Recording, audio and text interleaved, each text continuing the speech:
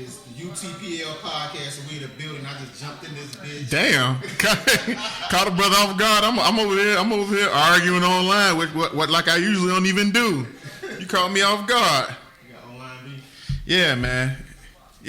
I got a little beef, man. I'm not mad that young Pill Bill got what's coming. That's right. Oh yeah, you posted the post. Yes, I definitely put it out there. You bought you made you post something. I put it out. You know, I really even post. I had to put it out there because I'm like, what are we defending? You know what I'm saying? It's a contingent of people that's out here defending and coming up with arguments and trying to conspiracies. Like I don't understand it. I don't get it. I put my hands in the air on it. I don't think having it either way. It's crime. Many crimes get done every day. He just another day did a crime. I guess I can't. I mean, I ain't gonna lie. It's just sad though. It's sad to me. It is. I mean, like I said, don't get it twisted. I ain't gonna say overjoyed because it's sad anytime a black man goes to jail. Because I feel like I get that the system is definitely tilted towards non-black people, non-minorities, and all of that. But I don't think that's anywhere near an argument for letting a man that is accused of raping 58 people off.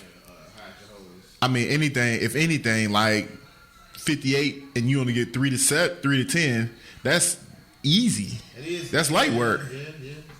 But that's weird. Like that, how do you serve 3 to 10? That's a weird range. Is that that's the sentence? The sentence 3 to 10, yeah. So you're doing at least 3. I ain't get that kind of time. I don't know about that. Yeah, I mean, I'm just 3. On good behavior, depending on overcrowd, and like, you know what I'm saying? Like, I don't know. It's weird. Who is this one? Which chick is this? This is one chick. Andrea Constrain is the one that got him. Because it was in the time. It was within the statute of limitations, I believe. I mean, and then again, it was like, I don't love how it went down because, you know, they used that sealed deposition against him. And then she won the one that took money, right? I believe so, yes. I hate that part. I feel like my take on it, you sold it. Yeah. You sold it now. You take money for it, you sold it. That's interesting. I don't disagree with you, but then again, if you paying people to not say, if you paying people to not say you did some shit, like, fuck you. You know what I'm saying? How about you don't do it? Don't do it. You know what I'm saying? It's a mixed bag of that shit. I mean, I get because but I'm not gonna be one of the motherfuckers out here sad because he left. Yeah, fuck him, man. Because we're gonna be sad. You should have been sad this whole damn time. Exactly. Would you? Okay, if we trying to hold up the black man, and what about the black women that he raped? If that's, you know what I'm saying? If we, yes.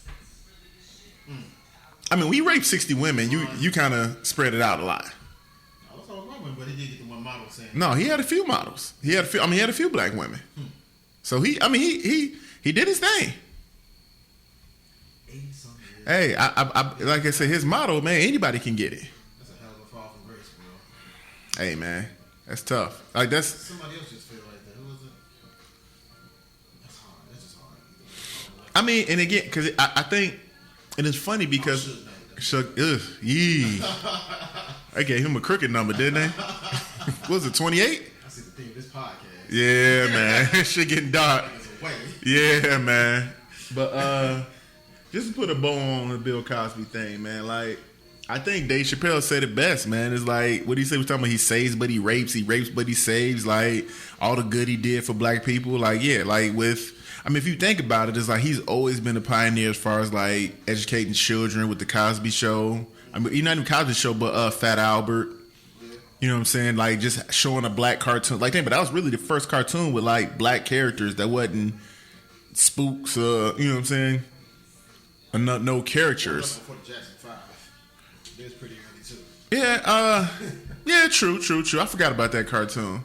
But even with that, like, that was educational. You know what I'm saying? The Brown Hornet was educational. Then, you know, Reading Rainbow. I mean, not Reading Rainbow, but I'm just talking about the one where he had the pen. Yeah, that do. I used to watch that. That show. I wanted that pen so bad. It had to be like super reruns when we was watching. Bro, exactly. I wanted that pen so bad. Like, so I mean, he's done a lot. Then with the Cosby Show, just showing a positive black family, different world. Like different world. The first time I've seen, I didn't know anything about HBCUs, and what's crazy is both my parents went to a HBCU. Yeah, but it never, so it was just a college. It wasn't nothing to be like super. Nah.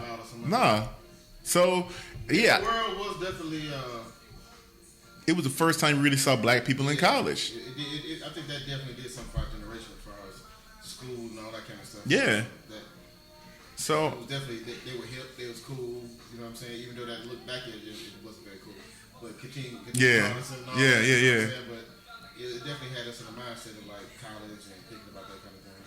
But I mean, I guess the dark line again, like not to big him up. I mean, but he's done some good, but then he's done some horrible things because throughout that whole time he's been doing all this stuff. Like I loved his movies. I loved I Spy was a good show. I loved the movie Let's Do It Again, Uptown Saturday Night.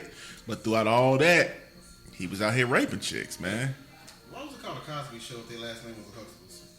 Because that's how big he was. It's like it's Bill Cosby show. You know what I'm saying? Was Seinfeld last name Seinfeld in the show?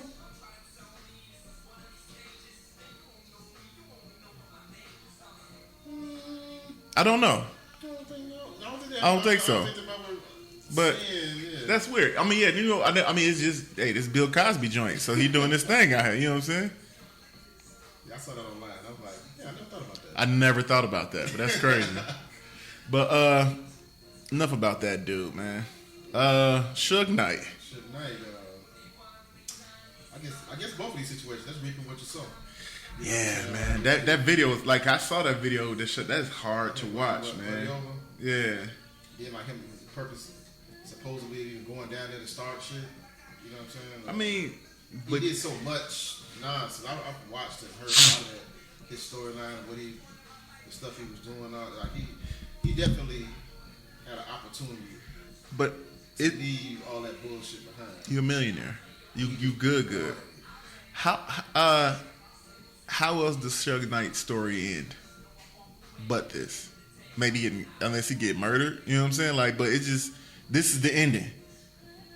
This is the final scene of Goodfellas of Carlito's Way. This, you know what I'm saying? It's just, this is how we knew this movie's going to end. And I can see it. I ain't never sat behind the walls, but that gotta be hard. How old do you think Suge Knight is? He probably early 50s. 53.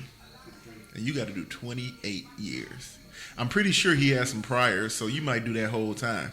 So, yeah, because he ain't do this. He been going to jail 2 years. So you 81. But the fact of the matter is, though, you had mansions. Yeah, man. Like, magazines. Yeah, man. Your memory's gonna tell you. Yeah, man. Like when you really sit, there, when that door closed, and you really think about like what you gave up, man. Like when you the king of a pod, bruh. Bro. You know what I'm saying?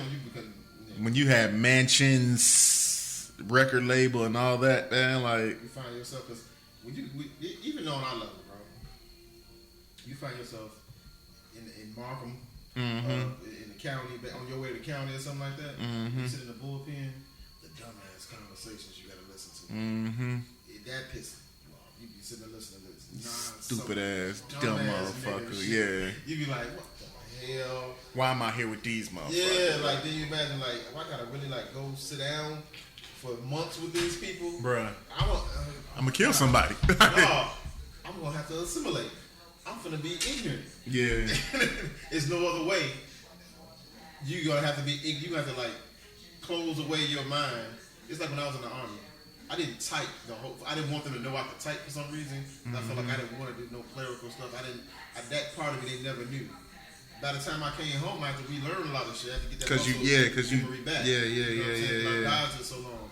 So I assume you go there, you act ignorant for so long. It's just like, you lose it. You turn, you a whole different person. I'm like, being around a bunch of dumbasses and living that life. Man, I'll never forget, I was in the barber shop, and this one punk, he had just got out of jail. He was in the chair getting his hair cut. And so this one cat was talking to the barber, and dude, he walked over, the man in the chair kind of flinched, like, hey bro, man, look, I just got out, man, don't walk behind me, man. Like, I barely want this motherfucker behind me, but he cutting my hair. Like, fam, don't, like, and he like, and so the man he came back, he kept walking, and you could just tell, like, that motherfucker just moved different. You know what I'm saying? He wasn't the same cat he was before he went in. It's just, I mean, something like that gotta change you, man. Again, the other side of like going in and then they start giving you medications, and that's, especially if you like depressed and you doing all that kind of shit, Mm-hmm. you making these complaints, they gonna start giving you. It's a couple people we went to school with that's like that. That got real mental issues. Might be buddy you tried to snuff. Man, I thought about it, man. But it's a bully-free zone, man. It's a bully-free zone, man. It's the UTPL podcast. Did you do the intro yet? I didn't do it right. I just came in and talked. You did kind of. You know, I'll let you have it. They know who we are. Let's just keep going. Fuck, we roll. Yeah, but yeah, I don't know, man. Hey, I'm not going to jail. I'm not raping Bro. nobody over. Bro, I don't want no smoke, man. I'm not, what's my man doing? Putting hands over motherfuckers' faces. Yeah. They got some new, what you call them, allegations against Kavanaugh too, huh? Can who? Since last week, they had two more chicks that popped up. Is it two more? Two more. I heard about the one where he. One for the New Yorker and one your boy guy, the Stormy Daniels lawyer. Oh, do he? He got one too. I mean,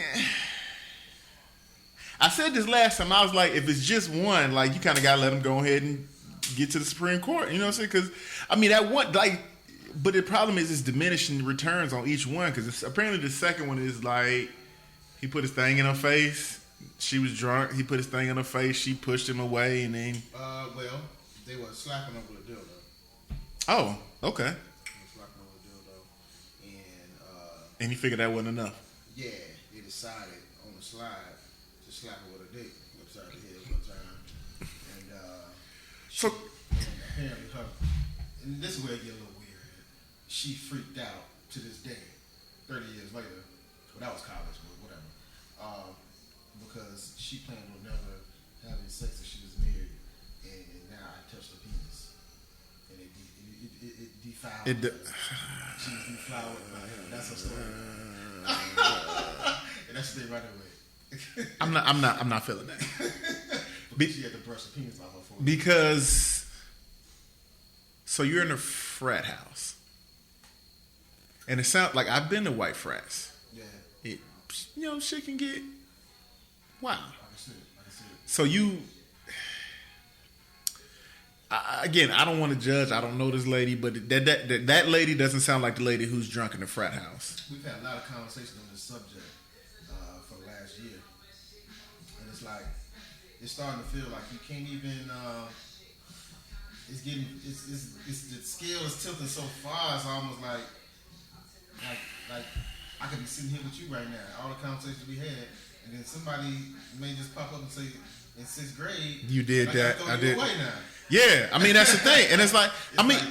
And what's crazy is that, like, because they're saying like a lot of people don't believe Kavanaugh when he says I don't remember that. Like, real talk, like let's go back to the first incident. Like you say with old girl where, okay, he went in the room, he drunk, he go in the room with her, he pawing at her, she's tried to scream, he put his hand over her mouth. Like, it's possible he could not remember that. Do you remember? Wait, wrong though before you go. For some reason, it's crucial. I don't know why. And I don't even think a woman would know to interject this into the conversation to make it that much deeper. But they turned the music up. They pulled her in the room and they turned the music up. And that right there. That's a detail. That's a strong detail. They turned the music That's up. a strong detail. Like, that's tough. Like that and the hand over the mouth. Like that's a lot. That's and that's the thing with stuff like that is the details matter in those situations. But like, okay, like, do you remember a time where you try to I can't. We got young ladies in the house today. We can't talk all that freely. Do you remember a time where you attempted something and was unsuccessful? But like a specific time, cause to me, I feel like this situation to Kavanaugh would be like, oh yeah, I tried to hit old girl, she wasn't on nothing, and it immediately is, you just immediately forget about it. You know what I'm saying? I would say for me though, however, I think everybody develops this way of going about it, and it's kind of like trial and error. And I think for some reason, my trial and error in my first success was me not trying it. Mm-hmm. And so somehow my game developed that way, and that's what worked for me. So that's why I be saying confidently, no one could ever say this about me. Because I never tried. I always just put myself in the position, and I'm steadily doing that. So it's never been like a situation where I never been come on, girl, no, come on. Yeah, because you tried. slow played it. I mean, my thing is like, I definitely never put my hand over anybody's mouth. I definitely never was like turning music up. I'm about to, you know what I'm saying? Like, that's tough. That's tough. That's tough. That is tough. Boy, that's some rape. I'm about to rape this shit. Yeah, like I'm about to take, like, you know, I mean, that's the thing, cause like, turn the music up, like, you know, did I ever tell you about the dude? Another guy, your boy there in the room, like, that's tough, man. Like, it don't, like I said, it don't look great. Right, but no. Even before I say what I just said about me not necessarily trying, I was thinking about our conversation prior to turning the mics on. But I've definitely played, not in the thought that I was about to actually do something, but more so like the man we just had come out over there, the senator. Al Franken? Like Yeah. He wasn't about to have sex. He wasn't thinking about he was having sex. Yeah. But he playing. I played. Yeah. And where it's like, this motherfucker being super misogynistic or whatever he was doing, whatever. Mm-hmm. So I've definitely done that type of stuff. I mean, don't get it twisted. I mean, yeah, hell. I mean, because I always kind of thought that, and it's bad to say maybe, but like, stuff in like high school or grammar school didn't matter. Because I'm like, yeah, I've felt chicks up. Mm-hmm. I got slapped for grabbing the chick breast and chick boob. You know what I'm saying? Like, I'm not proud of it. It's not okay. So when the chick says, the Republicans is defending him, the chicks say, what guy hasn't does this? Everybody flip their heads, flip their minds, like, who is she? I've never done that. But in a way, it's like it's some type of... There's something to it. It's not great, but there is some truth to that. Yeah. You know what I'm saying? I mean, and I don't want to use the defense like it's a different time because, like, I mean, I think that while some stuff was... Like, I don't think there was a time when, like, rape was okay. I don't think there was a time where it's like, turn the music up, put your hand over her mouth was ever okay. Bruh, like, you know what I'm saying? Like, that's... I don't need you to slam on them. That's tough. Like, I'm in the tent. I don't think there's... I mean, like, yeah, I don't think there's ever been a time where it's like, you putting your Johnson in her face was okay. I mean, it's not great.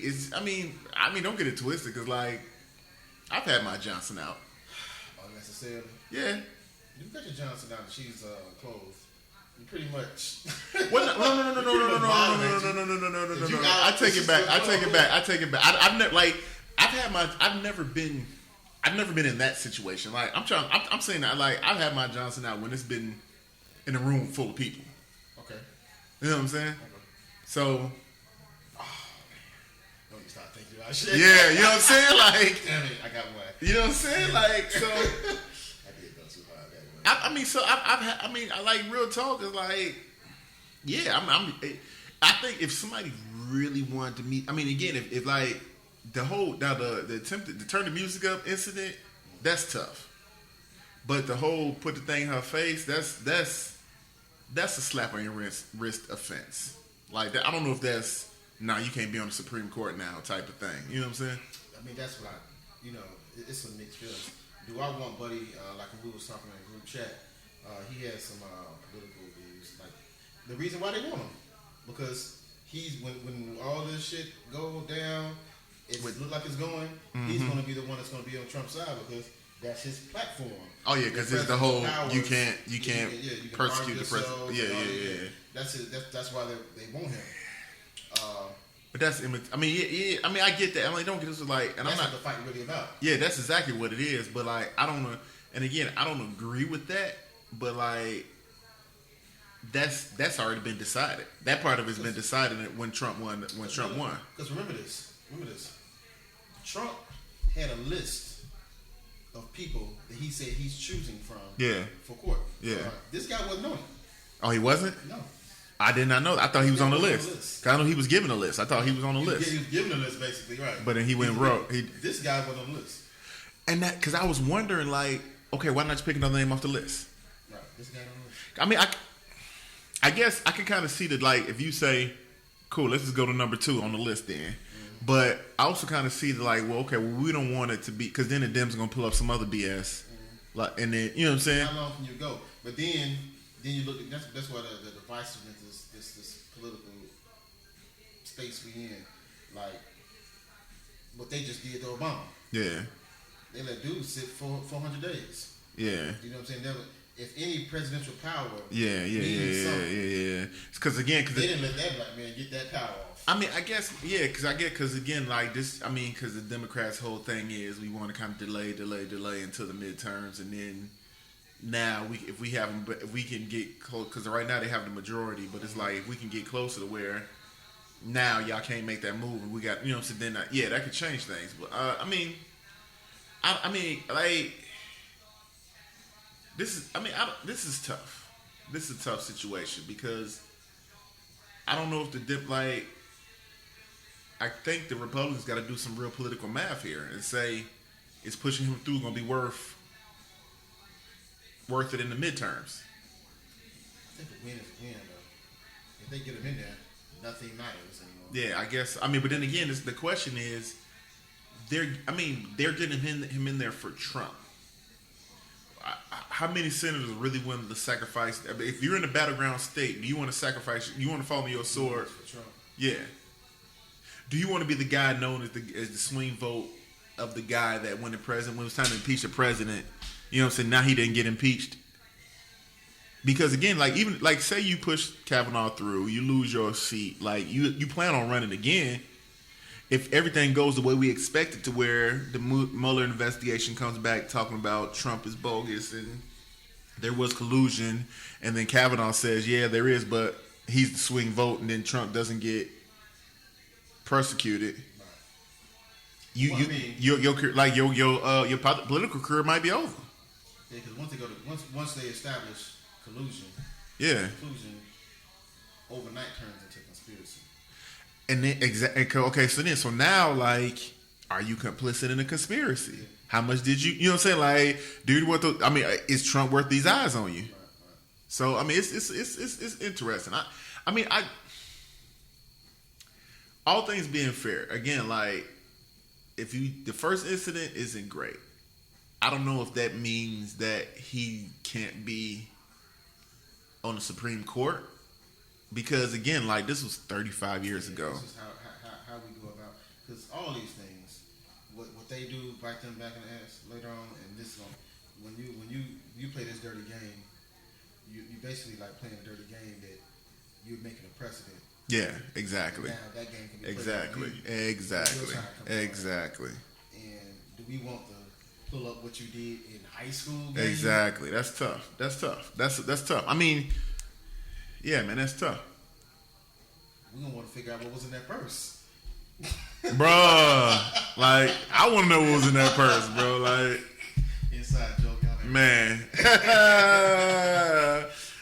know what I'm saying? Like, you know, that's a hard game to be playing. It is, man. I mean, it's beef, man, and they doing that beef, man. So, speaking of beef. There you go. See how I set him up for you, you knock him down. Your boy Kanye went on a goddamn rant. You saw that shit? Talking about keep my wife's name out your mouth. Oh man, that's a married man. You know what? What say you? Pull up. Like, you know what I'm saying? If I'm with anybody on that list who Kanye like keep my wife's name out your mouth, this, that, and other, but you know what? You're right, bro. Pull up. Like, I don't believe you. I'll box you. First of all, he claims to be out the sunken place. Do you say that if you're out the sunken place? Yeah, that's the thing. Like, can you like? Are you that ready to admit that you were in the sunken place? That's not okay. Like, you went to sucking place. Ain't the sucking place? I mean, but then again, I think this is the thing. Once you gave Push that information about Drake's son, you can't turn against sensitive when like now your family's in play. When I saw the video, it makes me laugh. The first time I saw that, I listened to it. I started dying laughing just off the fact that it's a man on the internet talking about, yeah, I know you fucked my wife. That's like, you should never want to be in that position where you have to like listen and talk to the world about somebody slamming your wife and be begging the guy to apologize for it. Whoa, I'm sorry. So he admitted that he Well, not about Drake, because he started off with Nick Cannon. Oh, okay. I'm not gonna lie. I didn't watch the video. I don't mess with Kanye. He starts off talking about, Nick Cannon. I heard you in the interviews. Keep my wife's name out your mouth. He started telling Nick Cannon what you gonna say if an interviewer asks you about. Now you already know every interviewer gonna ask him this now. Yeah. You know what I'm saying? But if an interviewer asks you about my wife, you know what I'm saying, you just decline to answer that question and all that. Nick Cannon, of course, like, nigga, fuck you, I answer whatever the fuck I want. You pull talk up. what you want to talk. Exactly, pull you up. Talking about free thought, I'm gonna say what the fuck I want to say. And I actually know the interviews that he's talking about. He's talking about like Vlad and all this kind of stuff. And Nick Cannon didn't really say that bogus. He said the fucking truth. I introduced them together back when I was fucking with her. I introduced them together, and then I think that was the first time they met, and so forth and so on. Then he gave his little respects to it. He never said nothing disrespectful. I mean, but we ain't gonna act like niggas ain't been nailing. That's what. I mean, again, that's when you marry somebody in that spotlight. That's what is going on? What's his thinking is? So then it's that, and then he slides over to the Drake situation. So if I have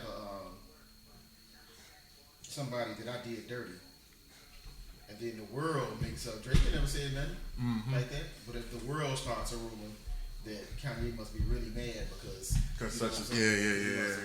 Now you want him to tell the world that y'all lay off people. That didn't happen. That never happened. I'm gonna let it smoke. Bro, like, yeah, you gave up info, like, bro. That's gonna be a rumor forever. I'm never speaking on that. You messed up my money because of the Adidas thing. You messed up a deal I had in place, so I don't know how he got back to Nike. It was some negotiations went down like a motherfucker. So now he had to go back to Nike, probably big, probably doing it for the low. You know what I'm saying now? I mean, yeah, that's big. That's like, yeah, you messed up some good money out here. You messed up some money, like some that they're real money, not the music money. Yeah, like that's messed up like so. Yeah, I mean, don't get it twisted. Like, yeah, so like, bro, we not friends, bro. And you the cause of some shit my son got to deal with. Yeah, that's record. That's a lot. Always play. That's a lot. Yeah, yeah. Like, I mean, again, because my thing is like, because the thing is like nobody ever really sees the retraction. Everybody remembers the original story. Right. So everybody that meets Adion or whatever his name is, whatever his son's name is, like somebody gonna say like, oh yeah, I remember that Push song. The song name after, like that's not okay, bro. So I mean, yeah, like I maintain that he gonna snuff Push one day. I can see that. That's my. I can see because that's not a we cool type thing. Yeah. Because when people was talking about the whole beef, not to go back to that lame story from the summer. Mm-hmm. That's old, right? Yeah, the summer, exactly. Ancient history. Right. But people say he didn't respond. Talking about Drake didn't respond to Push T. If somebody clown you that hard, like I feel like that's that back and forth. When sometimes you have joning back and forth with your guys and talking shit, somebody can go over the edge. Mm-hmm. That's why your brother paralyzed, bitch ass. Yeah, you know what I'm saying? Like somebody can go over the edge. You don't keep joking. Joke's over. Like now he does. Like so maybe you don't keep joking. Raps is joking. Like we gonna start. I'm not rapping no more about that. You know what I'm saying? When I see this man, it's a conversation. I mean, yes, it might be some action. Yeah, I mean, but the thing is, and also with something like that, is like even if there's no action, even if nothing comes from it. I don't think, I mean, especially somebody that you never were really cool with, you never really liked, like, there's no coming back from that.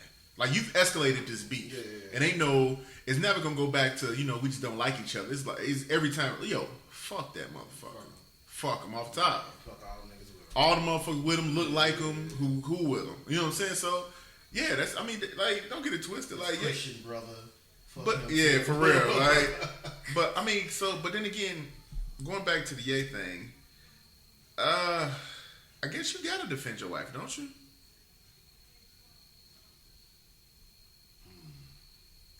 I don't know if you. I think they got extenuating circumstances. I think their life is like. Hey, she comes into the game with conflict. What you know about consequence? That's what it is.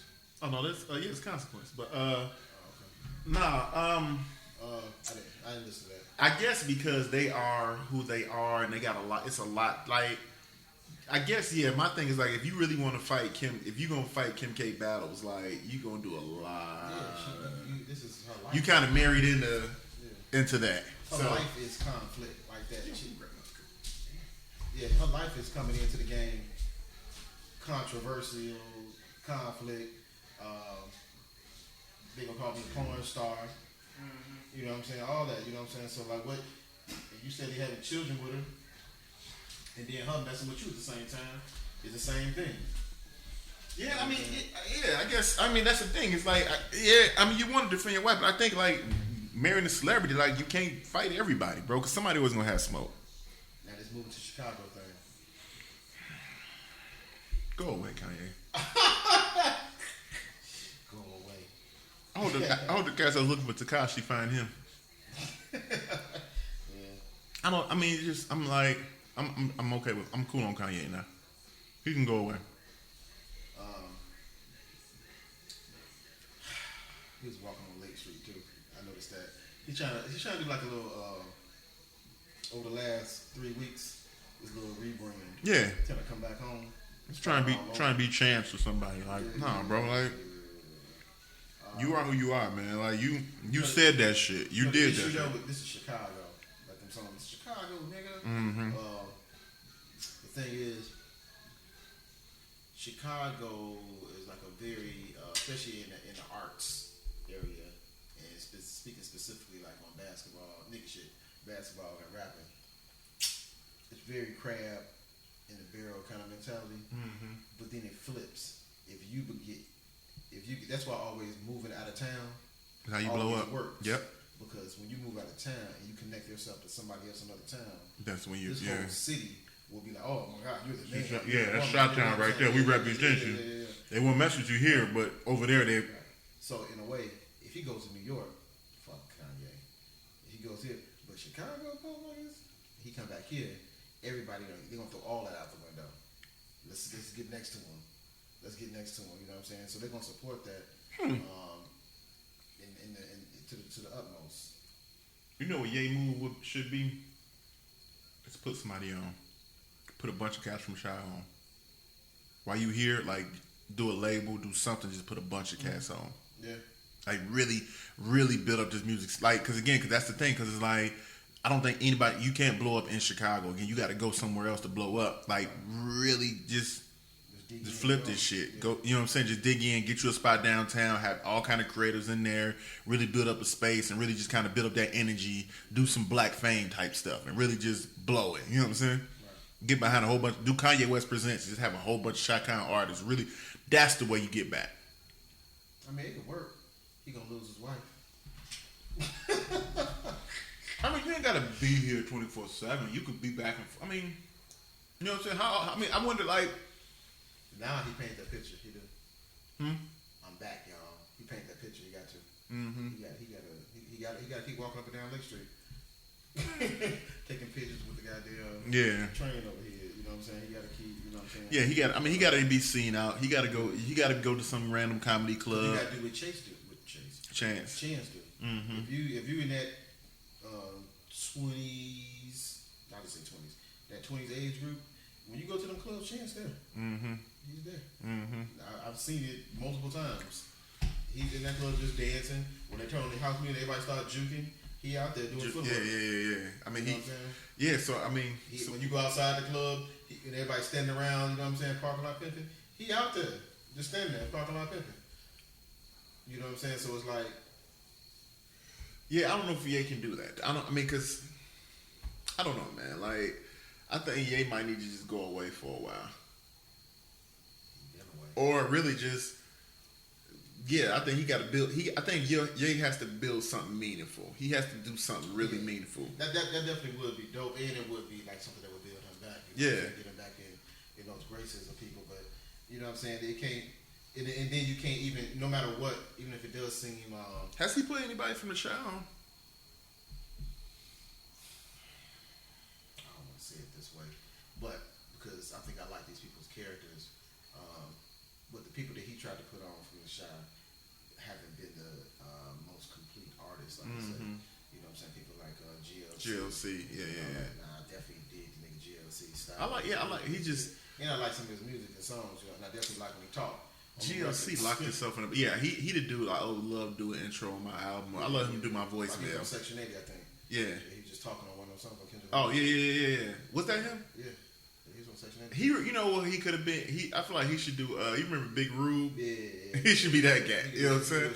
But nah, but like I said, GLC got some decent music, but I think he kind of stuck in that box, that pimp gangster, thug, gangster. You know what I'm saying? It's like you in your 40s now. You got to grow. I mean, I hate to see artists that don't grow. Well, he I mean, I don't know if his music grew with it, but his we talking about GLC on the podcast. Yeah.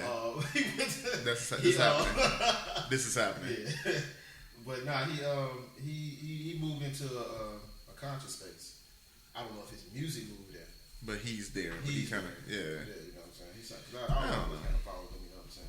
Yeah, I mean, I like him. Like he, you know what? Because kind of what I said about Action Bronson, whereas like I don't love his music, but like when I hear a song and he pops up on there, I'm like, oh, you know what I'm saying? Like, it's good to see you. You know what I'm saying?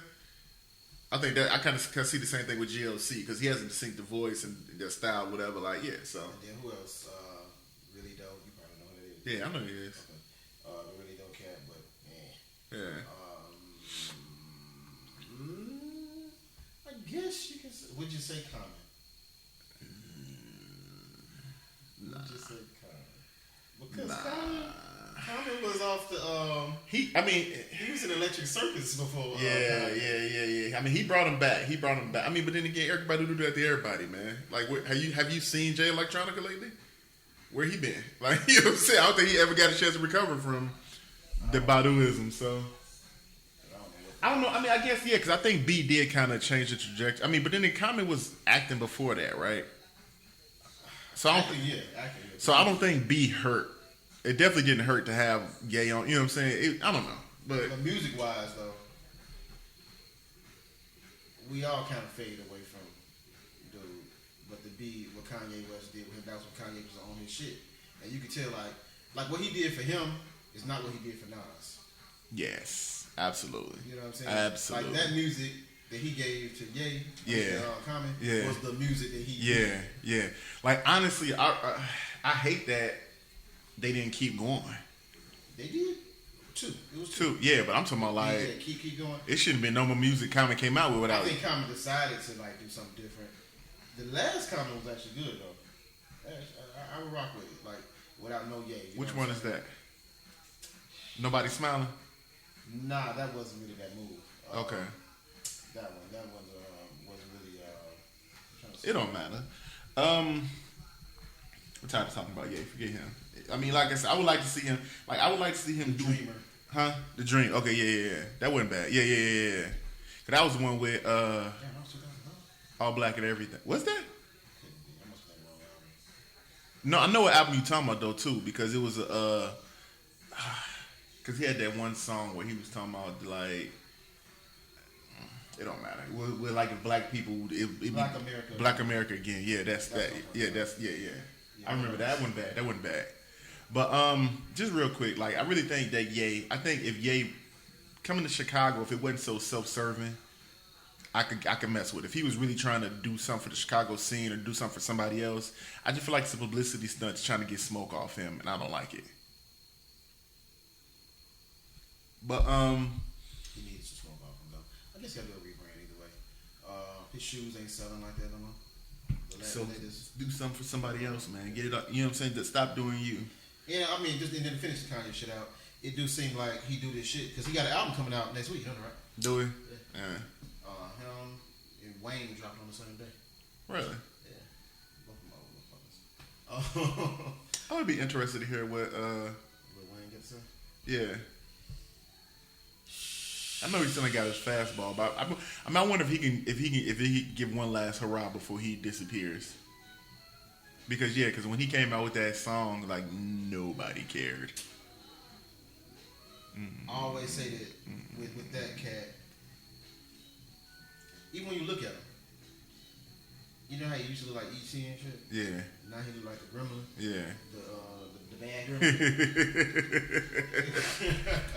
Like, you know what I'm saying? Like his style that he carried doesn't get old. It don't age. No, not at all. It's a limit. It's a he there. Yeah. I mean, he was there Right. 7-8 years ago. Right. Even when he talked about how can you even talk about it when now your daughter is of this age and the rappers that you even was rapping with now these little niggas is jamming your daughter on it. Yeah. You know what I'm saying? I shouldn't say disrespectful like that, but either way. I mean, no, it is. It's tough. It's. I mean, I think that. You can't even talk the tough talk the same way. Nah, because it's not. When another tough talker is jamming your daughter. But not even that is like you can't talk that tough talk because you weren't the tough guy Baby was. And now if you're not rolling with Baby, you don't have that protection anymore. Yeah. Well, that part of the game too. And that, I guess I can make a conversation out of this whole thing. It's not just about the basis of music, but I think just like perception, like with people like Lil Wayne. So back in the day, he got a record label. Mm-hmm. Obviously, he didn't have a record label now, right? Mm-hmm. I should say this back in the day. Lil Wayne got a damn record label. He got a tagline. Yeah, It was like Rockland Records. Yeah. It was like Soulja Boy had a record label. He didn't have a fucking record label. So now, come to find out, now he finally got his label. That's what this dude got a label. Okay. Do we think Lil Wayne can run a label right now? I don't think there's ever a time when I would really want Lil Wayne to run a label. He could be the face of a label, maybe, but I don't even think he can do that anymore. Because like, do you see Lil Wayne doing artist development? Do you got Lil Wayne in the booth with a cat trying to tell him how to put together a verse? And because like musically, you know what I'm saying? And there's some smart ass that's probably listening to this. Yeah, he got Mac Main. Yeah, he got Tez Bryant. There's people behind him. Yeah, yeah. Do business. But at the same time, him being here, he was never, and people's perception of him is really like just a myth. Going along with what you're saying about like the thuggery that it couldn't be that. You know what I'm saying? It just wasn't that because we just old enough to know this nigga was fucking 11. Yeah. And he was already up here. Yeah. So you don't have an opportunity to do this. Yeah, you didn't have time to put in work. Yeah. Like none of that happened. I mean, and that's the thing, because like you talking about getting shot, like you shot yourself. Like so he definitely spit that a couple times. Yeah. So I mean, I don't know, man. Like I like Wayne. I like Wayne. He had his moment, but I think that moment is definitely over. I don't know, like. It would be nice if he could put together a nice fastball, but I wonder, like, I don't even know what he'd talk about that I'd be interested in, because like, kind of when I was talking about Eminem album, it's like, I'm not interested in Eminem because I don't want to hear. Right. And I guess it's getting age, and maybe that relates to other things in life. If you get to a point in life where, like, sometimes your time is up. Yeah, absolutely. Sometimes Absolutely. you gotta decide it's to move on. Are you gonna bow gracefully? Are you gonna go kicking and screaming? How you gonna do it? Or you're going to set things up a long time ago to where as you age, what you're doing can progress with you. And so like a Jay-Z or people like that, like what they do, like J. Cole can do that forever. Yeah. I can see J. Cole as a label head. Yeah, he can do that forever. He is a label head. But saying, and like I can see him doing artist development. I can see him putting in the work and really trying to do that. I guess my question is like, what young cat out here is performing at some bullshit club, seeing Wayne walk in, and it's like, hell yeah, it's my time. Well, some of them back in the day used to be down. No, what I'm saying is like if Wayne walk in, like heat, and then you can get some too. Yeah, but my thing is like, even if Wayne, like if I'm some young rapper and I'm rapping and Wayne come in like, yeah, I want to sign you, you like, yeah, right now, I'm good. You damn it, better off on SoundCloud, ain't you? Yeah. So, even being you're the label owner, they don't even. Yeah, I just don't see it. I don't know. And again, I don't know Wayne business, but he don't seem like the type that kind of put a lot of stuff together and really kind of flip no businesses. And I think as you age and you have to kind of like set your life up in a way. Yeah. That things are gonna be. It's a game that way that you have to like set your life up in that way, and using him as a marker, he ain't set this shit up. You know what I'm saying? Like for instance, simple shit. He cut his hair. His shit is over. Yep. And his hair's leaving him. Yep. So what did he do? Put a bandana on, bro. Put a bandana on. Like the old. I wonder if he's still trying to be a rock and roller. Maybe that was his exit plan. Step in a rock and roll and be like the Grateful Dead and do that for 50 years. Yeah. What he rap about. You know what I'm saying? We don't want to hear your metaphors about guns come out. Nah. We don't want to hear about your creative ways of killing somebody. Or eating coochie. Right. It's like, yeah, that's when he went into that. He definitely went into the coochie phase. Yeah, he went hard. We get it. We get it, bro. Like it's cool. That's awesome. Yeah, you know. So somebody else that kind of blew it, who's past their prime, who kind of missed their opportunity. So, I mean, those aren't my words; those are Kevin Hart words. Yeah, him and Cat Williams, like the Kevin Hart interview talking about Cat Williams on the Breakfast Club. Like the first thing I want to say is like Kevin Hart made time. He made time for, you know what I'm saying? I've never seen Kevin Hart that serious. He definitely felt the way about that situation. At a certain point, you realize he wasn't joking. Yeah, like, because in the beginning, it was kind of joke, but it's kind of all the jokes stop, and it was like, and you know what? I applaud that because, like, I'm like that. Whereas, like, if somebody says something to me, it's whatever. If you say something to my people, I get more mad than if you said it to me. You know what I'm saying? I get that. What about the point about him defending her more than when he had his last two appearances on the Breakfast Club? The one before this is after the cheating scandal. Yeah. I guess you got to come in with the what they call that shit, the cheater's lip, where you get the lip. Yeah, you gotta be remorseful and kind of yeah. Serious, look down a lot and really like, you know, I really want to get that real heartfelt apology and kind of. So like his appearances got these. First it was Breakfast Club. She's my rib. Yeah. I never cheat on my woman. Anybody who does this and shit. Yeah. Then it's I'm sorry for cheating on her. Now it's defending Tiffany. I did kind of get that win. It was kind of like you went really hard for her. You didn't go this hard for yourself. But I hear what you're saying too. So yeah, it's kind of like, you know, because I think the thing is like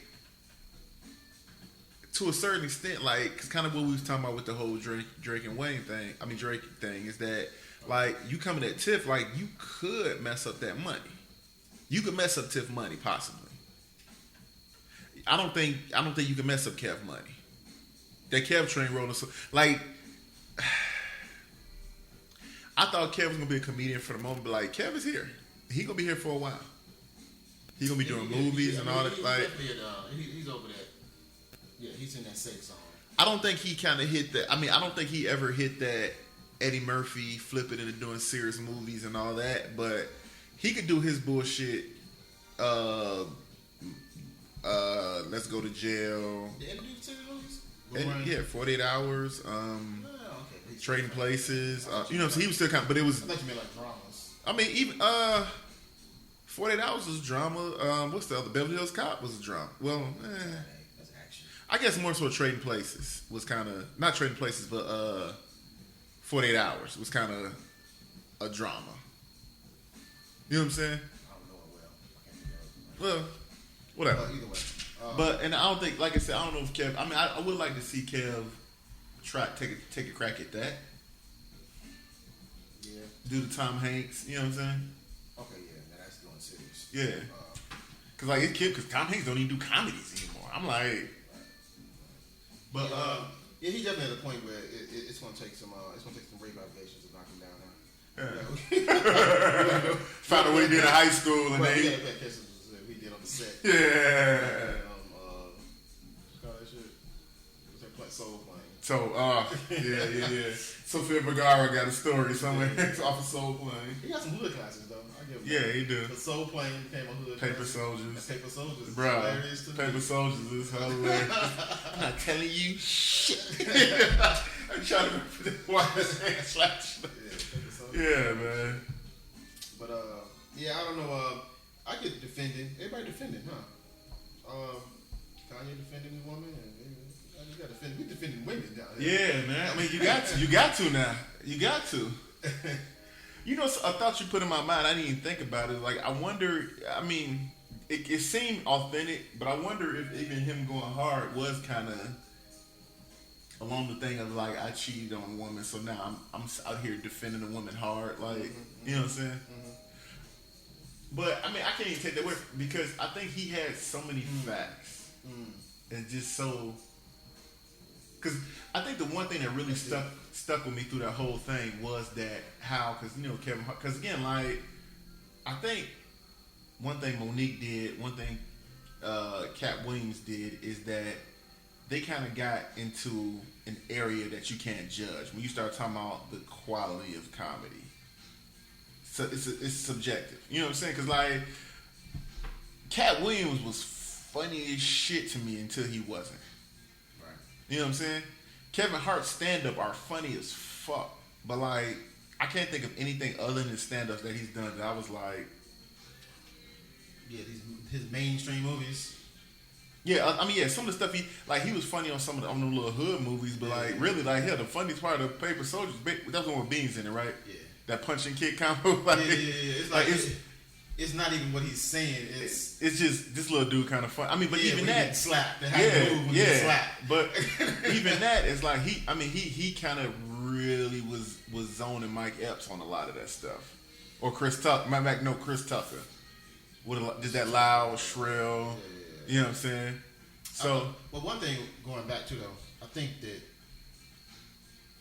today's society has really because I'm not a comic reader like but I'll look at that Shade Room comics for like a moment. Yeah. You can't go too deep. I look at like you can't go too deep because like I look for the funny shit, but then when it's like eventually it just gets stupid people arguing about stupid shit. But I look at like 5 of them, get the general consensus of what people going with, and like I realized that people ain't watched the Cat Williams shit at all. Nah, they ain't watched it at all. And then I watched a clip of like what's that shit? The View or the Black View. The talk. Titari. The talk. Is that it? Tia Twin. Yeah, Tia. Whatever they shit is called. Yeah. Is it the talk? I don't even know. It don't matter. Whatever. I'm not really watching that shit. No. Yeah, I'm not saying like. But I know of it. But they played a clip, and they had a whole conversation about a clip that was so out of context. Okay. And while I'm ironing, getting myself together in the morning, when I'm listening to it,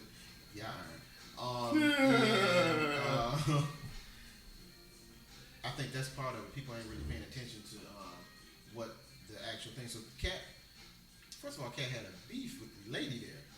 He's really jabbing at her. Yeah. Oh, the other committee. Yeah. He's really trying to hurt her feelings. And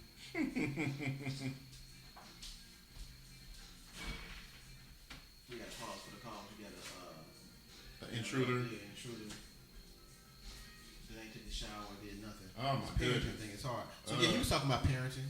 You know what I'm saying, Cat Williams. He was talking about a lot of other things in there, right? But he was really like beefing with her. The real. That's the name of it. Yeah. The View and the Real. Okay. That's black as hell. It is. And I just realized I probably never ever watched that show ever now. But we're definitely the Black View. Yeah. They might have called it that, Black View. But yeah, you know what I'm saying? Like his I don't think his point. That wasn't his point. Tiffany Haddish. He was already going in. And old girl brought Tiffany Haddish in. Yeah. Okay. Yeah. That's right. Yeah, because he was definitely cooking old girl, and then they kind of. And then she interjected her into this. Well, trying to switch the subject off of her a little bit and throw Tiffany Haddish in. Then he went into his thing, which in some ways, his reality, what he was saying point blank about her not necessarily having the jokes, her not necessarily doing the stand-ups. That is true. You know what I'm saying? No, yeah. On the outside looking in. Yeah. Now, on the end, what Kevin Hart was talking about was on the inside. You know what I'm saying? But none of us on the inside but you, nigga. Yeah. Yeah, you got all the facts. Yeah. But that's you inside with her. Yeah. You know what I'm saying? That's your protege. Yeah. That you was giving money to when she was broke and all that other stuff or whatever. But on the outside, and we will say, yeah, she jumped over some more. Yeah. I mean, but you know what? I get why she jumped over. It might be very simplistic. She looked better. Yeah. And, I mean, I don't want to say she looked better. no, She's Tiffany Haddish is nice looking. yeah. She's really nice looking. I mean, but then again, like, and I think a lot of people don't know is like Tiffany Haddish been in the game a long time. Like she was on Def Comedy Jam. That's how long she in her 40s, right? She might be like early 40s. Exactly, but she might be early or late 30s. Yeah. So I mean, but I think, well, no, I kind of disagree because I think he did make a distinction of, I mean, I don't know if he was really taking a shot at Tiffany, but he was definitely saying, well, okay, maybe that was after he got started because he was saying that, like, he did big up a lot of chicks that he was saying that should have been over her. But, I mean, and the thing, because one thing Kevin said that really stuck to me was that when talking about how Cat Williams is hating, but he like, yeah, dude, like, you were me. Mm-hmm. You know, so you were the guy, and you blew it. And like, yeah, we all saw that. That's definitely true. That happened. You know what I'm saying? I don't know if he. Wait, I was right there. Cause they keep going. It's a Cat Williams rebuttal. Mm-hmm. 2 of them actually. Yeah. And it's a Red Grant, which seems to be the most truthful out of all of these. I saw it. I didn't even check it out because I didn't. Like 16 minutes. I was shaving or cutting my hair or something. I couldn't do it. I couldn't do it. You know what I'm saying? And his seemed the more genuine out of all of them because he's trying to be in between. Like, oh, y'all need to cut this shit out. Yeah. Here's the fact of the matter, and this and that, and all that. You know what I'm saying? His seemed more like what the one I want to listen to. Yeah. And pay attention to most. Yeah. Without an agenda, but with I kind of lost track of what I was gonna say, but I don't know. I feel like Cat Williams. That's what he said. Where do we get that he had this drug issue from? From the media. Right. So he said, how many times I've been arrested? He's been arrested like 19 times. Mm-hmm. None of them for drugs. None of them he got caught with drugs. None of them are drugs. He's claiming now out of nowhere, I ain't never did no drugs. And then it makes you think where I get that from, though. Mm-hmm. I mean, but you know what? Honestly, it's kind of like, do the details really matter? That's a big detail, though. That's like that's like a Dave Chappelle. They do crack. Well, no. Well, okay. Like, let's say it wasn't drugs and people lied about the drugs. Mm-hmm. You still got arrested a number of times. Right. You still was at Target arguing with the teller or whatever he did at Target. You still got beat up by a little kid. You was still running through traffic, and you know what I'm saying, like you did enough to where you were unbankable anymore, even if it wasn't drugs, whatever it was. You know what I'm saying? I mean, honestly, drugs make more sense. If you were sober through all this, then you're just a fucking idiot. I can forgive an addict. If you're just fucking stupid, then that's worse. You know what I'm saying? So, I mean, but I think, but and Kev's thing is like, and I kind of do feel like, why are they even beefing? But then again, it's like, I don't know if you can include, because like Kev does have a right to defend himself or defend his protege, because real talk is like, for you to come at Tiffany Haddish, you come at Kev money. You know what I'm saying? So yeah, Kev has a right to defend his money, and the thing was is like Kev wasn't really like, and the thing, he wasn't necessarily even throwing shade. Like Kev was honestly really just defending himself. I don't know if he was even really taking shots at. But I think this is another thing to the element of it. Every comedian got a problem with Kevin Hart because he's not funny, but he makes all the money. Yeah. I get it. I mean, Gary Spears did this. Mike Epps did this. Patrice O'Neal, who seemed like being his friend, was saying that same thing before he died. And Kevin wasn't even up this high. Yeah. I mean,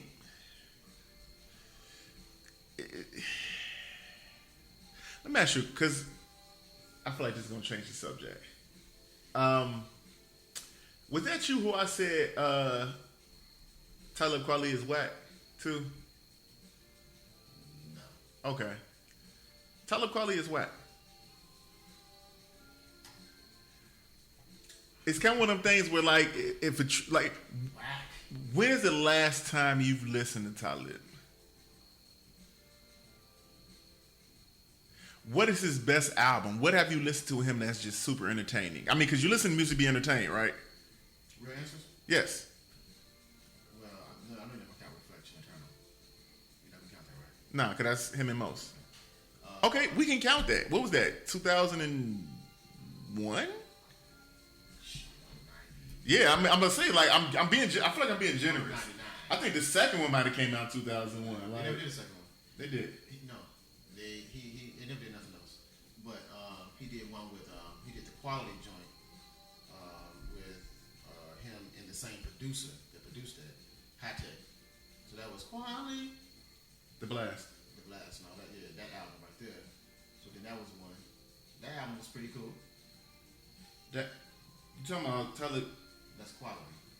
Oh, Talib. That's Talib and High Tech. You're right. Okay, that was 2000. Oh, Reflection of Turn. You're right. Yeah, I thought they did a second album together. No. Huh. Yeah, 'cause that was the okay.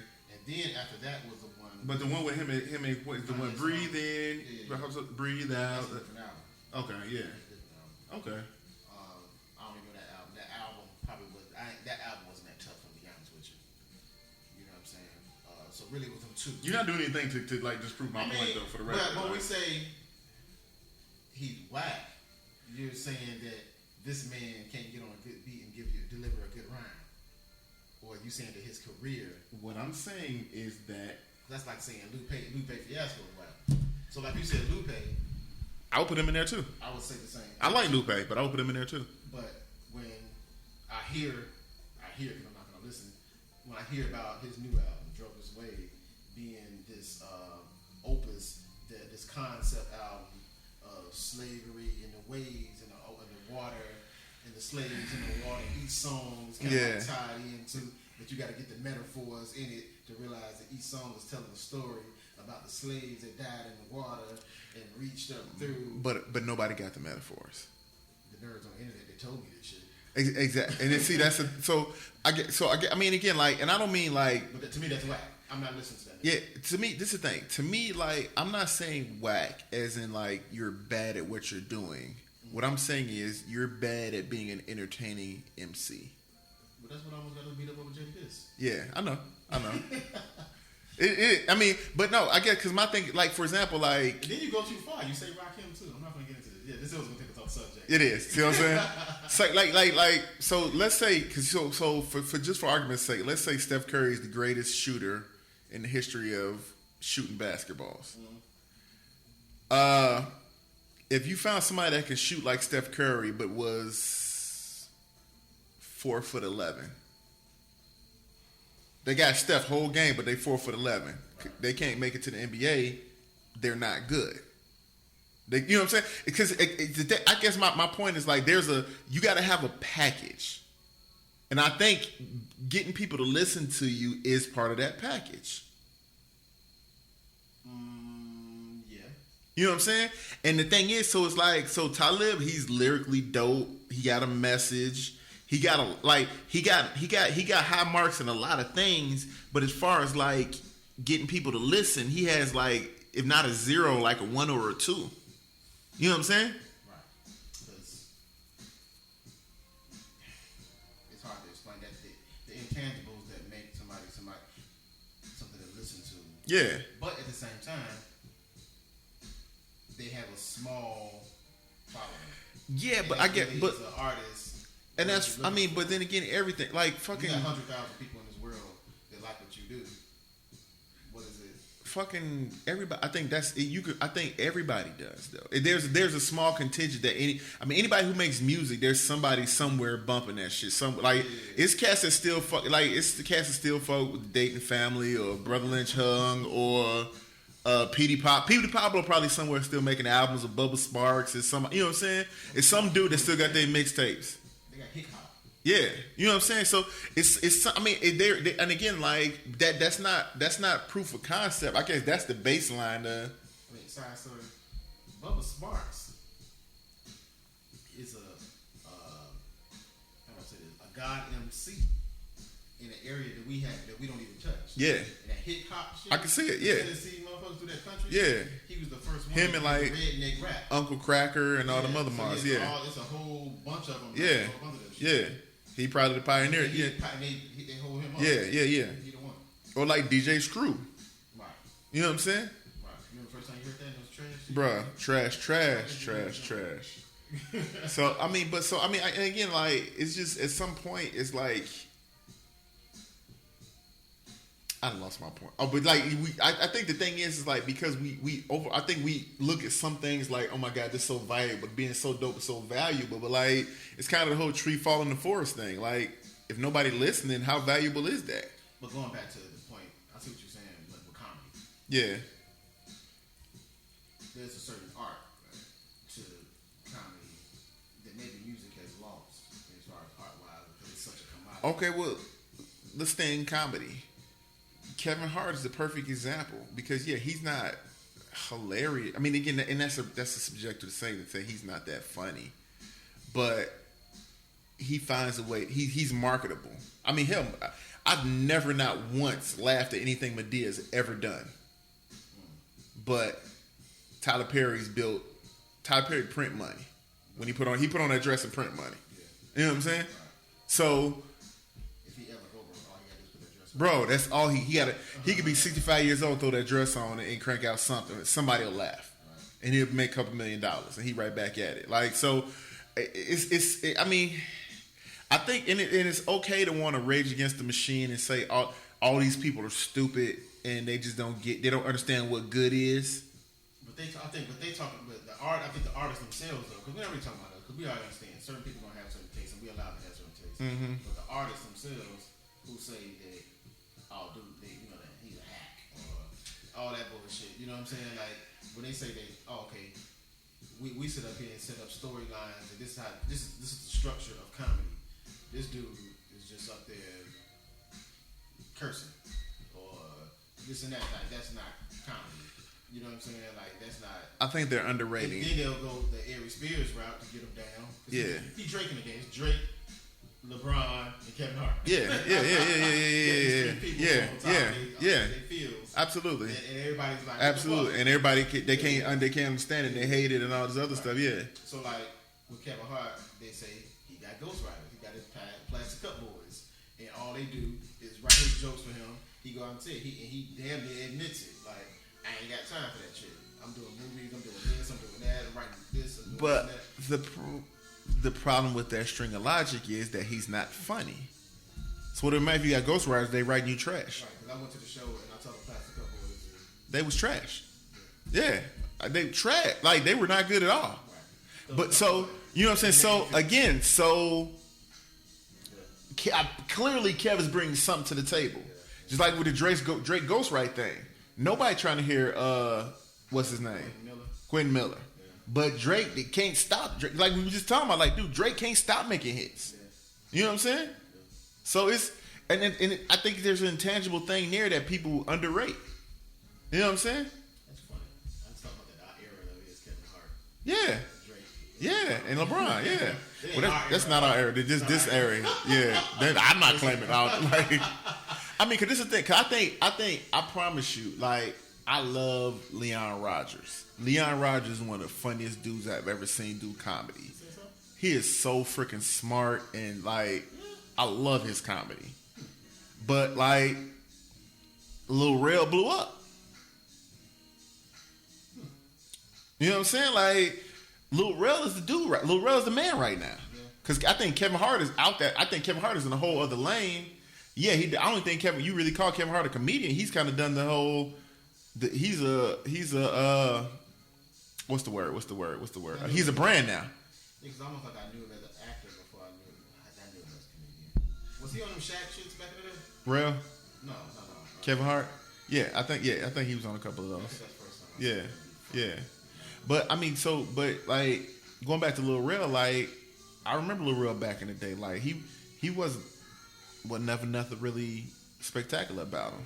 It's a bunch of it's a bunch of little young cats that used to be around. We used to go to comedy show all the time. There's a bunch of little young cats that go around there, do a couple minutes, and then it wasn't nothing remarkable. Like I said, it was nothing. But Rel was there, and Rel been working his craft and building himself up. Is he? Has he made you grab your gut yet? Pause. I have no. I cannot remember not one Lil Rel joke. Well, I mean, even in the movies, like, has he done something? He was funny in Get Out, but I think that was kind of the point. He was just a comic relief, but it wasn't nothing like, oh my god, like it wasn't nothing. It wasn't. I mean, he wasn't doing nothing but speaking your thoughts. That was he was the fuck, nigga. Yeah, he was the for the crowd. He was the avatar for the crowd. Yeah.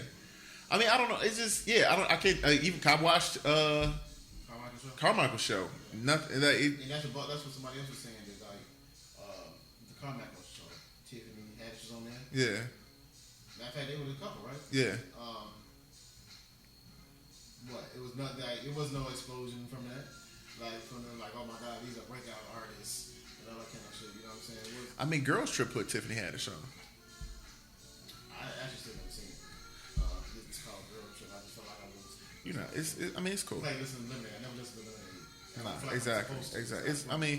That's the thing. Like, I'll be as a side. I'm pretty sure I've heard every song on Lemonade, just being in like clubs and bars and all that. But I've never. And it's funny because I have Tidal, and they always kept putting it in my favorite playlist, and I'm like, I'm not listening to that. I would delete it, and they put it right back in there the next day. I feel like it's funny. Like, I listen to Beyonce. I didn't even get to Beyonce.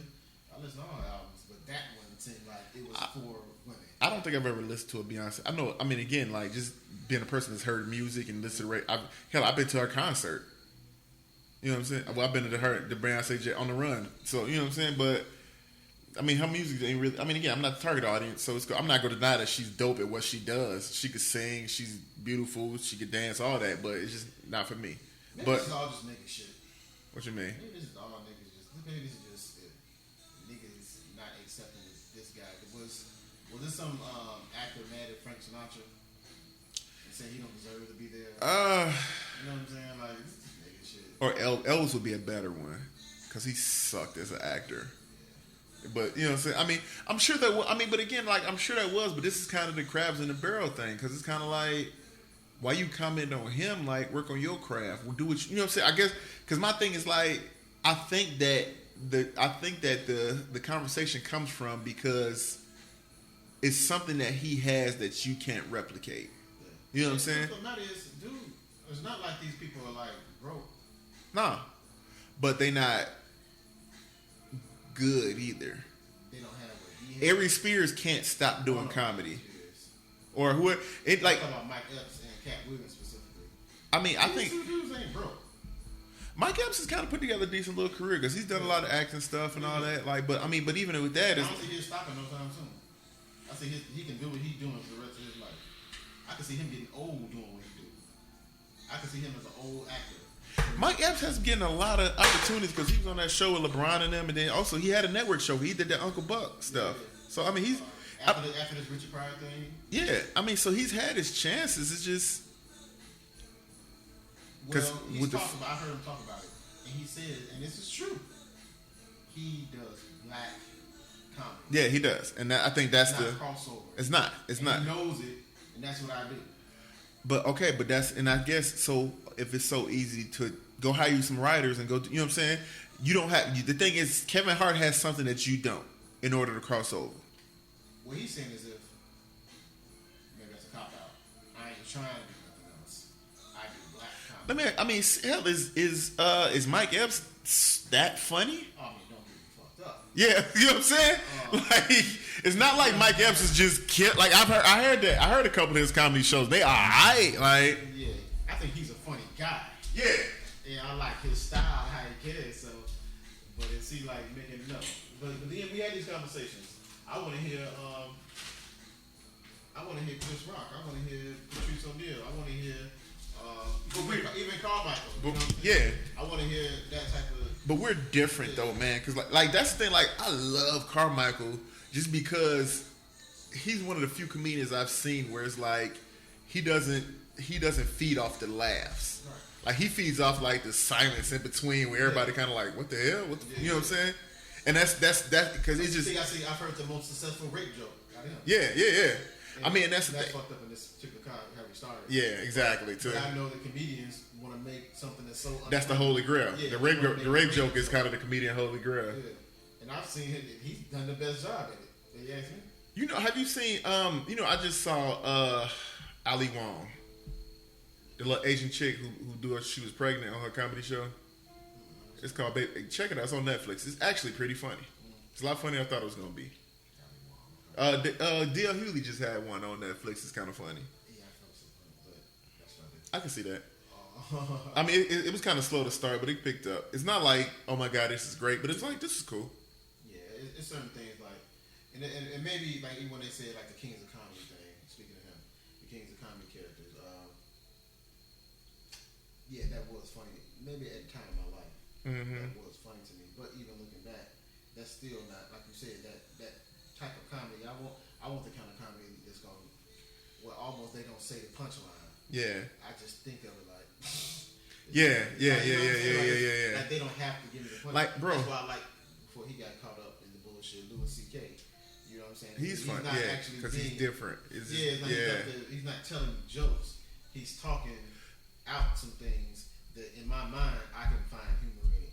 So he didn't tell the joke. I actually told the joke. Yeah. You just have to be smart enough to catch it. I mean, the thing is like, the most brilliant thing I've seen in comedy in probably the last like 10, 15 years is like when Dave Chappelle like deconstructed a joke and kind of like, this is the punchline.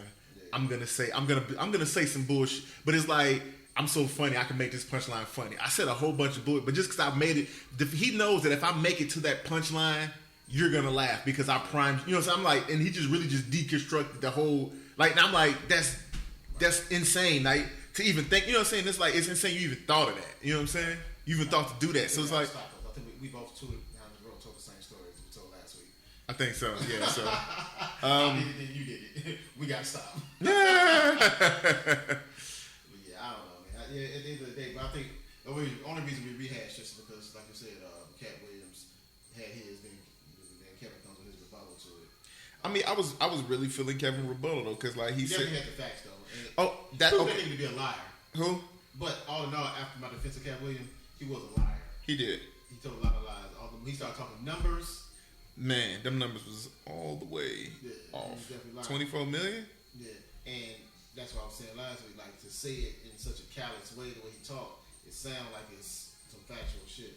So, like, Kevin did definitely bust that down. You know what I'm saying? I give him that as far as the debate about the situation. He definitely won the debate. You know what I'm saying? And that's and the thing is like, I really want, like, the one thing that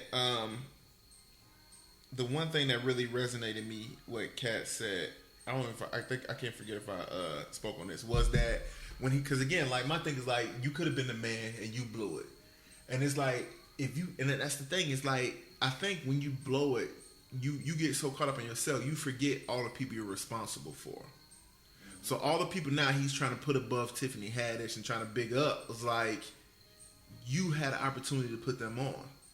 So you not even blew it for you blew it for them. So now it's to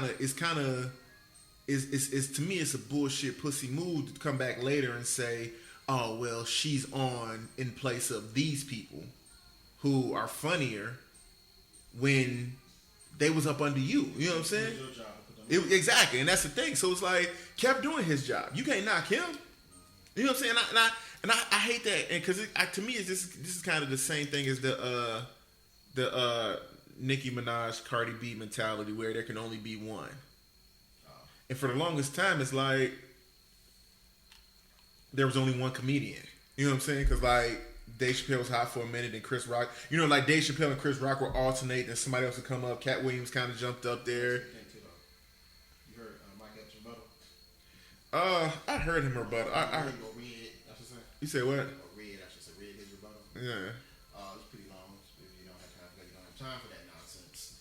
But his thing was, okay, Kevin just basically went up there and said, "This is the white man's game." Oh yeah. I don't like that. And they let me be the gatekeeper. So now I pick and choose. Right. And you don't get it. You don't follow that. No, No, I kind of felt it. because I don't think they chose Kevin Hart to be the gatekeeper. I think Kevin Hart worked his way up and put himself to a position where he can put other people on. But when they say they only be one, that's not us making only one. That's the game being a bottleneck that only lets one through at a time. But this is the thing, like, I don't even, like... The bottle ain't ours, though. You know what I'm saying? Like... I don't know if that's true. I think that... Because, again, to me, because, like, I don't even think Kevin's in the way anymore. Because if anybody, I think Lil Rel is the guy right now. I think Kev gone, bro. Kevin the whole... He ain't Jay-Z yet. I think so. He's still Drake. I don't think so. I mean, Drake not, as far as music, well, not because Drake is still in music. Drake ain't really flipping to nothing else. Huh? Dave gone. I mean, Dave been gone, though. Dave was gone off Chappelle's show. Yeah. He was gone off Chappelle's show. Chris Rock was gone off his shows and all those other stuff, Saturday Night Live and all that. Chris Rock, like... Yeah, Jay-Z been gone. Yeah. So, I mean, I think Kev is gone now. That when we was talking about Kev ain't going nowhere?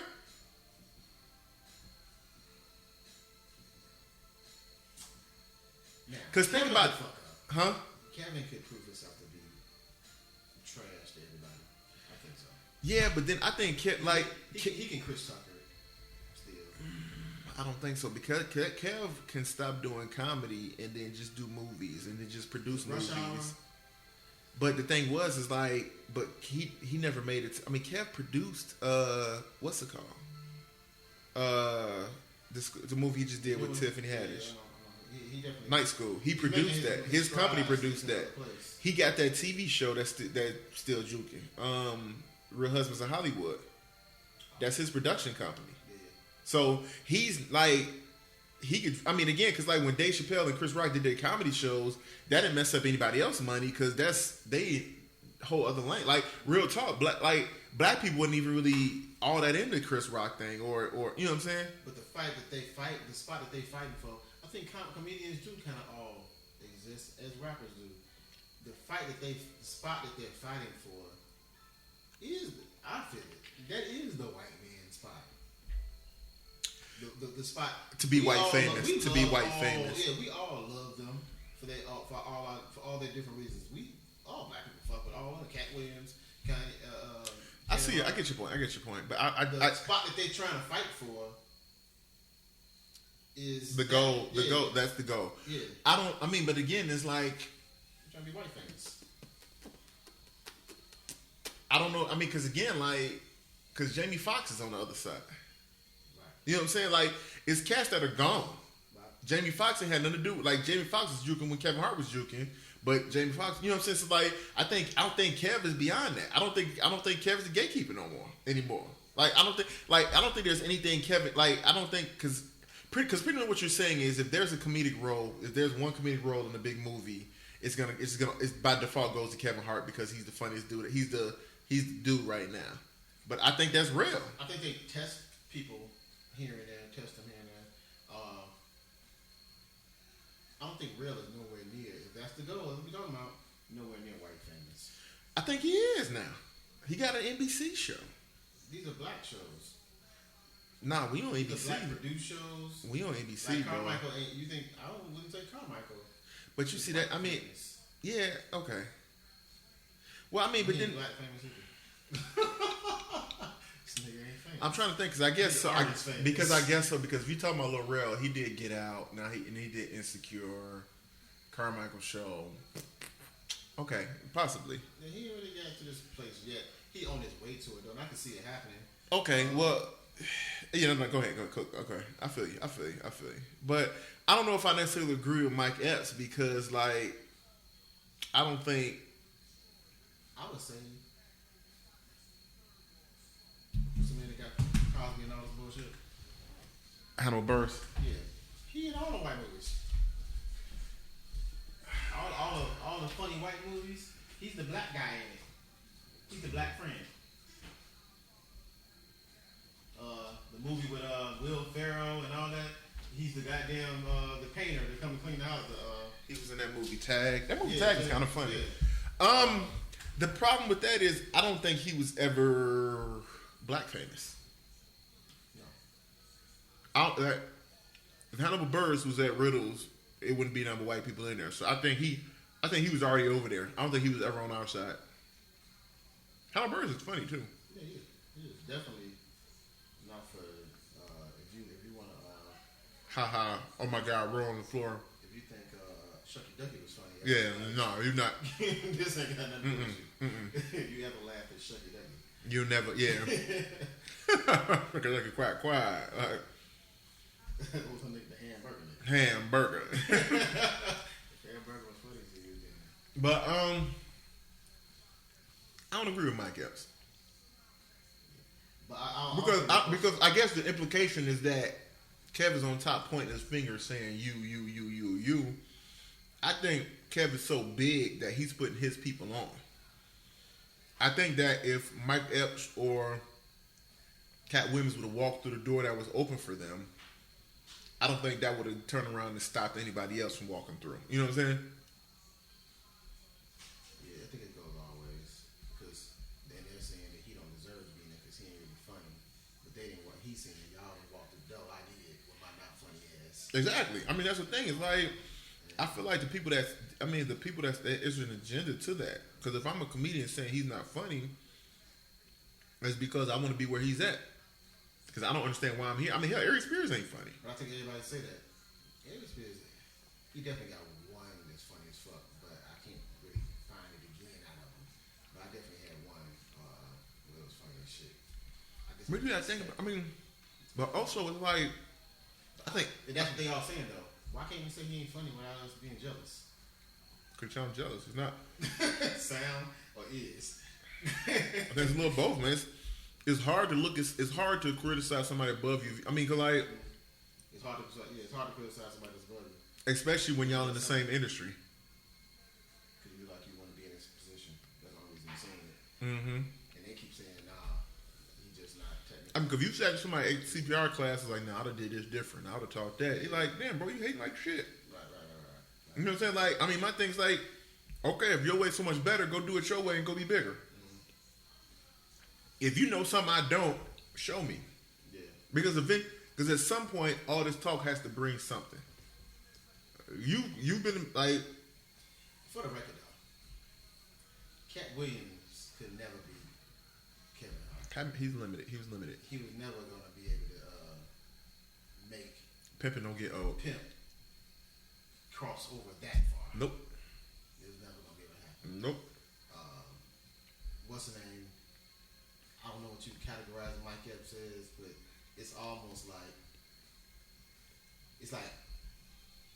he carries I used to break in houses. I'm a clown, class clown, ignorant motherfucker, funny. That was never gonna go all the way over there. You know what I'm saying? That it was so they couldn't do what he's doing. You know what will go? I'm a short little pussy. Yeah. There's a lot of short little pussies out there. There's a lot of people that take, you know what I'm saying? I don't take myself seriously. Right. I can laugh at myself. I can, you know what I'm saying? Like, Yeah. And they probably admitted that. yeah. I mean, because I don't know how far the tough guy goes. Like, most people aren't a tough guy. That's real. I mean, I was at the number one my favorite comedian, Patricia. You know, like it was like his thing. Like I listen to like radio shows, with him and Chris Rock called in. Like it's like this long. It's like 30 minutes long. Chris Rock calls in and he's basically trying to tell him like, "Won't you just get out your fucking way? And why can't you this?" And he's like, "Nah, I just can't. I ain't doing this and this and that." And they like, "Man, won't you just do this?" And they but he's doing it funny as hell. Like it's hilarious the way Chris Rock coming at him. Mm-hmm. You know what I'm saying? And you realize like he can't get out his own way. He can't do that. Like I would have to change He ain't me built for that. Yeah. to do it. You asking me to change me. I hate that so much. I fucking And hate I'm not that. changing me. I hate that. I don't want to change. I'm not gonna get rich and change. I don't want to give up on the hood. Fuck that. Well, because he don't really carry hood. He was more so like. No, I mean I get that, but it's I'm the gonna same. be It's the offensive. same mentality. Basically, Yeah. I'm gonna be offensive. Yeah. I'm gonna come in the room and I'm gonna see a pussy, and I'm gonna clown him. Yeah. I don't care if he's the studio director. I don't care who he is. When I come in, I'm not letting no clowns talk crazy to me. None of these nerds. I'm not doing it. You know what I'm saying? So everywhere I go, I can't help it. You know what's funny? That's the plot of a Tom Hanks movie. Punchline.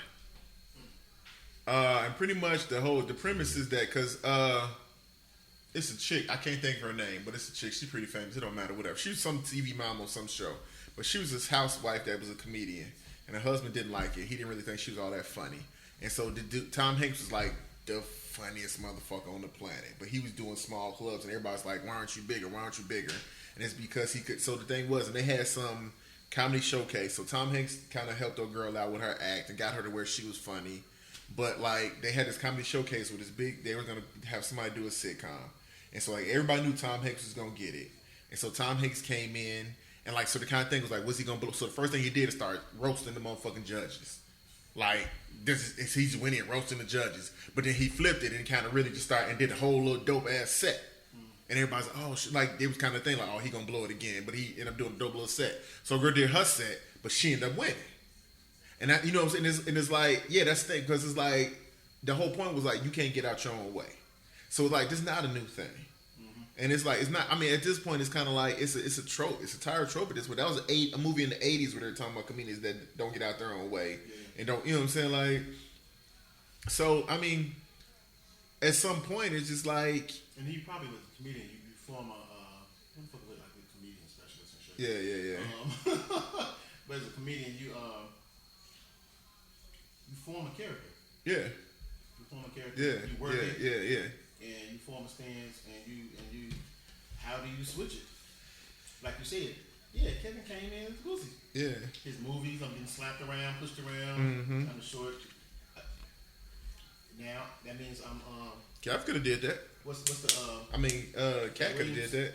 No, but he chose Matt Minister. Yeah, he chose. I'm the little short dude. Yeah, you know what I'm saying. He chose that route. And that worked for him, but it's only St. Lil Wayne. It's only so far that certain it's yeah. But non-aggressive male, black male. That's white people. White people could watch that. That can work for a long time. I mean, just like Sammy Davis Jr. Yep. Just like like you said, the thing is like you could kind of. I mean, it's hard to see early, but later in the game, you can kind of see like it makes sense. Like with Jay-Z, like he started out as the rich guy. So, and the main problem with rap is that once you get so far away from where you came up at, it's hard to zone that anymore. Like now DMX ain't halfway homeless. That bark ain't the same. You know what I'm saying? But since Jay-Z was already talking about money then, when he got money, he didn't have to change up that much. And so he was always the grown up in the room. He was always the dude that was 2 steps ahead of everybody. So when he turned into dad Jay-Z, it wasn't that big of, you know what I'm saying? Okay, I'm sorry. When he turned to businessman Jay-Z, it was a natural progression for the rich guy. Yeah, now you Sean Carter. So now that's a natural progression for the rich guy. And so that rich guy settles down with, it's a fucking story. And then the rich guy gets the baddest chick in the game. And then you turn to a dad, like, yeah. Because who wouldn't sit down with the baddest chick in the planet? You know what I'm saying? So, I mean, it's like the story writes itself. But it's like, now looking back, like, yeah, it makes sense that going from baller to begin with to that. But like, yeah, if you the street cat, like, that's the storyline he shows. Yeah. You know who actually, the one person that flipped the street cat was Scarface. Cause he went from. Man, I meant to bring this up. I meant to start off with this shit. I need to do more research. This is my man Scarface got cancer in the hospital. Like, really? Yeah. I heard a rumor this last week. Somebody asked me. Then I just happened to see it on the internet, but it ain't like being, you know how the internet. I ain't ready to believe it. Yeah. Because the internet killed somebody real quick. Yeah. I do remember that when he was on Arian Foster podcast, I think he did say something about his health. Huh? I need to listen to it more. I like it. It's almost become one of my favorites. Yeah. I just don't. It's just so specific to his guess. If I ain't into his guess, because it's really going through everybody's story. It is some, like, him and Joe Rogan are some ones I just randomly listen like 4 or 5 in a day and then won't listen to them for like another 3 weeks. So, I don't know. Those I need to get into. I need to get into Joe Budden too. Joe Budden is, yeah. Well, the wife was listening to Joe Budden the other day. he's. You don't say this shit. Let me get the fuck out of this podcast. Yeah. But I think what it's fitting to have a podcast conversation. I always want to have a podcast about podcasts. He's doing with podcasts what no black person has done with yet. Like to take his podcast from where it was. He didn't do any advertisements. Didn't accept any advertisements. So he's doing it for the free. He parlayed that into that show. Everyday Struggle. That turned into that. For him, he leaves that because whatever created the money, whatever, he comes back to his. Now Spotify, he's not even on iTunes no more. Which is weird because in order to be a podcast, you had to be on iTunes. The way the shit started off. Spotify trying to grab a lot of motherfuckers. Yeah, you had to like podcast is an iTunes word. You know what I'm saying? Like in order to be a podcast, that was something that we So it was like now Spotify, he's exclusively on there. Now it's a 2-day thing. The numbers is way up. You know what I'm saying? So they paying him. Him and his guy, they got paid, broke off a real bag to have his podcast on there, and the numbers seem to be proving out. Plus, then he gets a show on Revolt. Yeah. You know what I'm saying? All talk about the same shit. And so in a week, he got 3 shows talking about the same shit. But you know, I always thought Joe Budden had that it factor a little bit. Talk wise, yeah. Yeah, I mean, because even with like the whole Pump. It seemed like everything he does is like with Pump It Up. Like that was just the biggest song in the world. Like that's not the dope. You know what I'm saying? Like when the last thing you heard when you in a old school hip hop and they playing some old school hip hop, when they ever throw on Pump It Up? Nah, I don't even. When they say he like this, the coldest MC ever too. Nah. But even like when he technically, yeah, I can hear it technically, but his voice and his how he stack it and all that kind of shit. Same thing as what's it called? Same thing as Talib. Like this is a bit worse for him. Yeah. They really go hard. Like he'll kill an EMC. Yeah. I mean, I can see the argument for it just because that's his line. That's what he do. I mean, but then even with Slaughterhouse, it's like Crooked Eye. Yeah. He wasn't killing Royce. He definitely wasn't killing Ortiz. Yeah. That dude. Yeah, he wasn't killing them. Like, but even that, but he had it. But the thing, exactly, he even though he wasn't lyrically the best, he was the star of Slaughterhouse. Like, you want to hear his goddamn verse. Yeah, he was the Bobby Brown. Yeah. Because Bobby Brown wasn't even the best singer, but Bobby Brown could never sing. Yeah, but he was Bobby. You know what I'm saying? It's just so. I think that's the thing. Is like it's just going back to the Kev thing. It's that it factor, and like I think people want to hate on it, but it's just like you don't have it. It's just that simple. You don't have it. I seen that, and even on small level back when I was with friends trying to do like little local music and shit like that, and being I was aware of what goes on in the industry type of things, I was seeing how it was manifesting on a real micro level. Like I knew like this could never work because we ain't got nothing. Yeah, it's nothing. Y'all doing it right now. Yeah, y'all having the same exact beats just on the small level. Yeah. When the money comes or all these other things, it's really gonna go out of control. But you find people, you'll see one person. Okay, this one guy. When I had a conversation as an adult going back with them, like, remember back when we were doing this? What's his name was hot. We were supposed to get behind him. Yeah. We were supposed to get behind, but nobody wanted to sun themselves. Yeah, nobody wanted to get behind. We were supposed to get behind him, but everybody wanted to hit him. We knew it. All everybody did was get jealous and try to beat him and be higher and be better than him and get that light instead of getting behind that and pushing that. So then when people would say stuff like, back then, like Nelly them, nah. You ain't trying to be like Nelly Numb. Because Nelly Numb, he wasn't even the illest nigga in the group.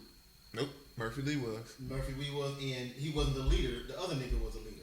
Ali, whatever. Yeah. He was the leader of the group. He was supposed to be the one. Yeah. You know what I'm saying? But when he caught fire, they jumped behind him. Now they all good, probably. Yep. Money wise, you know what I'm saying? Yep. Wu-Tang, it's a famous thing all rapper groups say. Like Wu-Tang. Nah, man. They didn't. Yeah. Y'all not gonna let the wackest nigga lead y'all from behind. Yeah. Nope. Absolutely y'all not. Gonna let, Absolutely y'all not. Gonna do that. Y'all not gonna let RZA tell y'all what to do from behind. Absolutely not.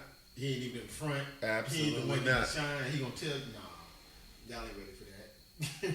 They not, and that's the thing. People, because cats don't want to don't want to sun themselves and want to sit back and shit like, okay, let this dude shine. Hopefully we can get in. Right. Nah, why he got to? I'm not gonna agree to the first song being Method Man and the song is his name. Yeah, like that's crazy. Like think about it, like that's correct, but it's like it wouldn't. What else was gonna really? You know what I'm saying? Right. Nothing else was gonna protect your neck when it jump like that.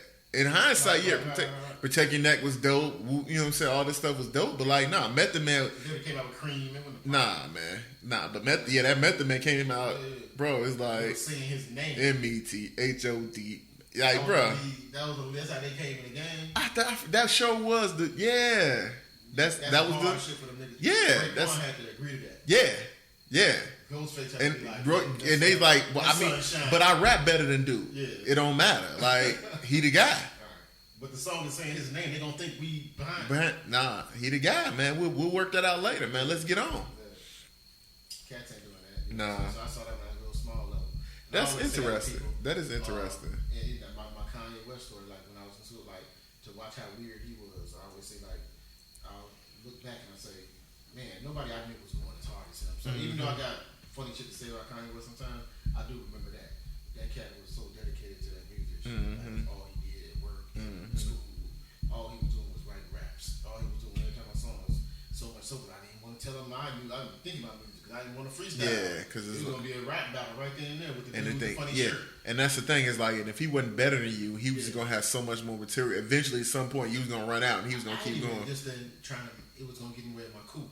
I didn't feel like breaking my cool. Yeah, to show it. Pink polo. Yeah, that because it wasn't cool yet. It wasn't cool. Like, you know what I'm saying? So it was like I wasn't finna be that guy. So it was like, hell no, I ain't talking that nigga. I mean, yeah, but you gotta have that what's the word? To where you just don't just don't give a fuck about what people think. You know what I'm saying? You're so unabashedly you. Yeah. Like it it takes that because definitely being very secure in forming that character. Yeah. Hopefully that character. But not even forming that, just embodying it and living that character. Yeah. And I can say for myself, I was never going to do that. Yeah. I was never going to do that shit.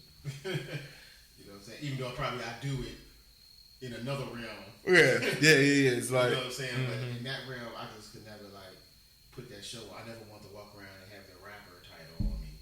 Oh, he a rapper. Yeah. You know what I'm saying? I can see it. Yeah, because it's like that's a lot. That's like being a doctor, and then like somebody, oh my god, we need a doctor. Like, nah, I want that. Like, I'm not about to get diagnosed. All these motherfuckers. I'm not about to get this motherfucker mouth to mouth. He dead. Like, fuck with me. Like, yeah, I know a few people did it though. You know what I'm saying? And some for now. It was a waste of life. Yeah. It was a whole life they wasted, and then you got the Kanye West story. I mean, yeah. Anyway, we out this podcast. We out, hour man. And 42 minutes of unabashed jargon. Nonsense. Pure D nonsense. But either way, we'll be back. Y'all know the song was missing? What? Did Shots fired! y'all notice that? Did y'all know the song was missing? We out, man. Like, subscribe, check us out, man. Comment. We need some more people.